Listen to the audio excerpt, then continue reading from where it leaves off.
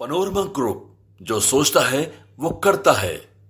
जिस घड़ी का इंतज़ार था वो आ गई है। एक तरफ जहां ये कहा जा रहा है कि बहुत सारी दूरियां हैं, राजनीतिक उथल पुथल मची हुई है, 2024 और 25 की तैयारी में सभी खेमे लगे हुए हैं, सभी दल लगे हुए हैं, तो वहीं नीतीश कुमार और अमित शाह के मुलाकात को लेकर के, बैठक को लेकर के चर्चाएं जोरों पर हैं। आपको बता दें कि नीतीश कुमार ने पूरी तरह से इस बैठक की तैयारी अपने देखरेख में करवाई है और बिहार सरकार ने इस बैठक के लिए सारी व्यवस्था की है। गृह मंत्री अमित शाह बिहार आने वाले हैं।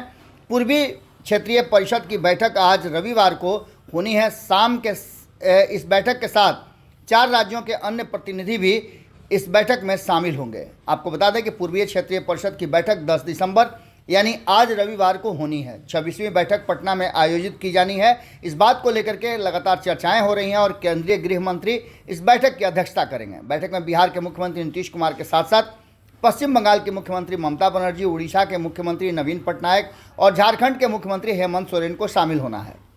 हालांकि अभी तक ये बात तय नहीं है कि कौन कौन इसमें शामिल होगा, क्योंकि अभी तक ऑफिशियली इस बात को अनाउंस नहीं किया गया है।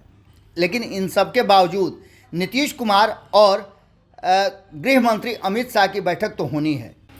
अगर इस बैठक को राजनीतिक चश्मे से देखा जाए तो इसको लेकर के भी कई तरह की चर्चाएं हैं। नीतीश कुमार के पास एक लिस्ट तैयार है और इस लिस्ट के मुताबिक नीतीश कुमार डिमांड करने वाले हैं अमित शाह से। इस बात को लेकर के और इसकी पुष्टि इस बात से भी होती है कि भारतीय जनता पार्टी के प्रदेश अध्यक्ष सम्राट चौधरी ने नीतीश कुमार और उनके द्वारा तैयार की गई लिस्ट और डिमांड को जैसे ही चर्चा में आया, वैसे ही उन्होंने कहा कि उचित फोरम पे उचित डिमांड रखा जाए तो वो पूरा भी होता है और उसके लिए उचित फोरम भी होना चाहिए। इसका सीधा मतलब है कि कहीं ना कहीं नीतीश कुमार ने जो डिमांड लिस्ट तैयार की है वो अमित शाह के सामने रखा जाएगा। इस पूरे जो कार्यक्रम है उस कार्यक्रम और बैठक को लेकर के कई राज्यों के कहा जा रहा है कि मुख्यमंत्री आ रहे हैं। उनके आने की सूचना अभी तक स्पष्ट नहीं हुई है कि कौन कौन आ रहे हैं, लेकिन एक बात तो तय है कि राजनीतिक चश्मे से अगर देखा जाए तो कहीं ना कहीं अमित शाह और नीतीश कुमार की मुलाकात बहुत कुछ करेगी। इस मुलाकात को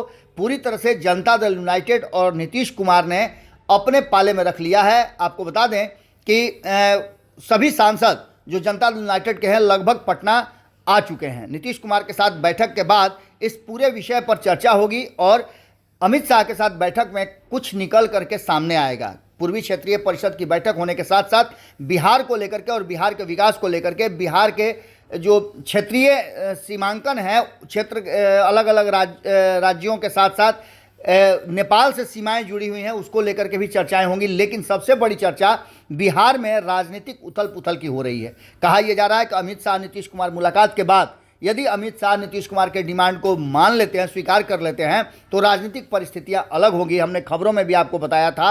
अब जबकि नीतीश कुमार ने अपने सांसदों को बुला लिया है, उनके साथ बैठक हो गई है और ललन सिंह भी पटना में ही हैं। ललन सिंह जैसे ही पटना पहुंचे, उनसे पूछा गया इस बैठक को लेकर के, तो उन्होंने सामान्य सी बात बताई और कहा कि ये प्रक्रिया है, इस प्रक्रिया के तहत होता है। लेकिन इन सब के बाद आपको बता दें कि महागठबंधन सरकार के घटक दल जो हैं उनको इस बैठक से बिल्कुल अनजान और दूर की तरह लग रहा है।